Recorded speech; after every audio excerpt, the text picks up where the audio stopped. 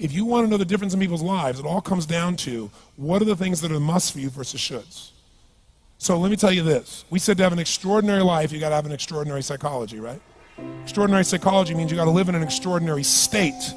To be in an extraordinary state, you got to condition your nervous system, your body, your physiology and focus to be at their best. Do you agree with this? Yes or no? Then to do that, though, you can do that. Why doesn't everybody? It's not because you can't. We all have the ability. It's because of our standards. I remember a time early in my career, I was about 24, and I went to do a seminar in Boston. And in those days, a big seminar for me was like 125 people. And it was a 3-day seminar, and we worked around the clock, and people made such extraordinary changes in their life. And at the end of it, I was feeling so fulfilled. I was thinking, my God, I'm 24, maybe 25 at the time, and I am so happy because I have found my mission in life. I'm doing what I love. It's making a difference in people's lives. This is extraordinary. So we finished about midnight on the Sunday night. And around midnight, I'm still wound up, so I don't feel like going to bed.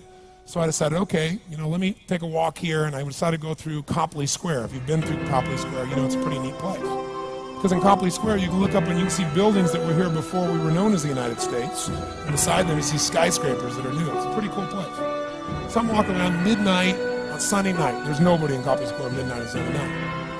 And I'm walking along, and I see this guy in the distance, and he's kind of stumbling back and forth between the gutter and the sidewalk.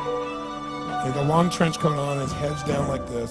He's holding a brown bag, and I can start to smell him even before I get there, and I'm thinking, this guy is obviously drunk. And as I started to get closer, I thought, I bet he's going to beg me for some money. And sure enough, whatever you focus on life tends to happen, doesn't it? So sure enough, he gets real close to me, and I thought all of a sudden he wasn't going to do it, and all of a sudden he popped his head up. It was really weird. He went, "Mister!" He had this really bizarre looking sounding voice. He went, "Mister, could you loan me a quarter?" And I thought, do I want to reward this behavior? And then I thought, I don't want him to suffer. Do you have this dilemma sometimes? Like, I'm not here to judge. So years ago, I finally decided I always just give. Even if the person's pulling a scam, that's for them to deal with. If I have the ability, then I give. And so I thought, but could I teach him something? So I asked him a question back. I said, is that all you want is a quarter? So he goes, yeah, just 1 quarter. 1 quarter changed my whole life. 1 quarter. I said, really? He said, yeah, 1 quarter.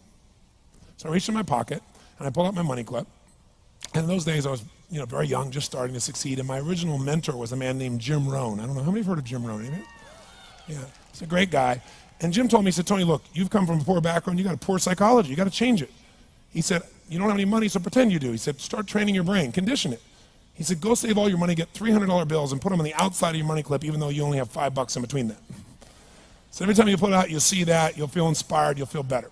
He said, and you'll feel better, you'll do better. So I was like, okay. So I did. So I pulled my money clip, and sure enough, I got $300 bills in. I made sure he saw the bills. So I'm tearing through that, right? Looking in between there, see if I can find some change. But I made sure he saw it.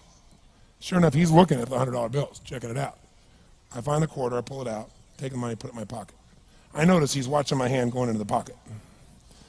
I took the quarter and I looked at him and I said, sir, life will pay any price you ask of it. And I gave him the quarter. And then something really interesting happened. He took the quarter. He looked at the quarter. He looked at me. He looked at my pocket. He looked back at the quarter, looked at me, looked at my pocket, looked at me again, looked at the quarter, looked at my pocket, looked back at me and said, you're weird. And then he shuffled on off like this, right? And I thought to myself, wow, what's the difference between him and me? I mean, I was 24, 25 at the time, doing what I love most, have my mission in life, and he's in his early 60s, drunk on the street begging for quarters. What's the difference? And I thought, well, maybe God's blessed me because I'm such a good person. I thought, oh, and he's such a bad person, that's such bull. And I thought, wow, maybe the answer to that question is what I just told him. Life will pay whatever price you ask of it. But you know what's interesting? You got to ask intelligently. In the Bible it says, ask and you shall what? Yeah, pretty good formula. You ought to look into it. But you know what? It says, ask and you shall receive, but I'm sure it meant ask intelligently. I'm sure that's what God meant. I'm sure he didn't mean bitch and you will receive. whine and you will receive. I don't think that was the instruction. Now, if you were going to ask intelligently, there might be 5 elements of that. Number one, you'd have to ask specifically, wouldn't you? You wouldn't ask in a general way. People do it all the time. They go, I want more money. Fine, here's $1, get out of here. Very often, you're getting what you're asking for. You're just not aware of how general you're asking. Clarity is power. The more clear you are about exactly what it is you want, the more your brain knows how to get there. Your brain is a servo mechanism. It's like a bomb. Those bombs, those missiles, they have a servo mechanism. So if the target moves, it knows what the target is, it follows it. Your brain, when you condition it, knows exactly what to go for and it'll find a way to get there. Did you ever buy a certain outfit or a certain car and suddenly see that car outfit everywhere? How many of you have had that experience? Say, aye.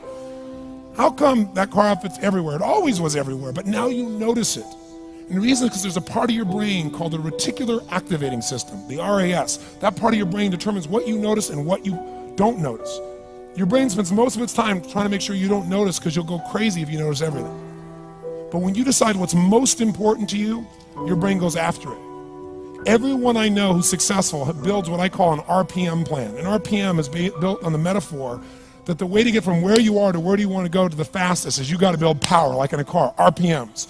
And the R stands for they know the result they're after. They know what they want precisely. If you don't know exactly what you want or you let yourself get beyond that into something general, you're not going to achieve it. Clarity is power. You got to know the specific result you're after. What do you want? If you can't answer that question right now in your personal life, in your body, in your relationships, in your finances, in your spirituality, then you're not going to be as fulfilled as you want to be. Today we're going to have you answer one of those questions at least. The second part of it, you got to know, P, why you're doing it. Because you know what? You may get a big goal that says, I want to make $1 billion. I want to bring peace to the earth. Why? Because as soon as you come up with a goal, all the obstacles show up. And unless you've got enough emotional drive to break through that, you're never going to discover what it really takes. So you got to get yourself past that. And when you get past that is have enough reasons. Reasons come first, the answers come second. This man did not know what he wanted, he did not have enough reasons. To ask intelligently, you got to ask specifically. To ask intelligently, you got to know why you want it, have enough drive to make it happen, enough juice to make it happen. If you don't have enough reasons, you will not make it happen. And the M is, what is your massive action plan? What is going to get you to actually follow through? Because the first plan's not going to work and the second plan's going to work, so you better have enough plans that if the first two don't work, you still got something else. Otherwise, you're going to be having excuses why it didn't work. So asking intelligently requires that. So if we're going to be extraordinary in our results, we've got to be in an extraordinary state. We've got to know what we want and we got to go use it.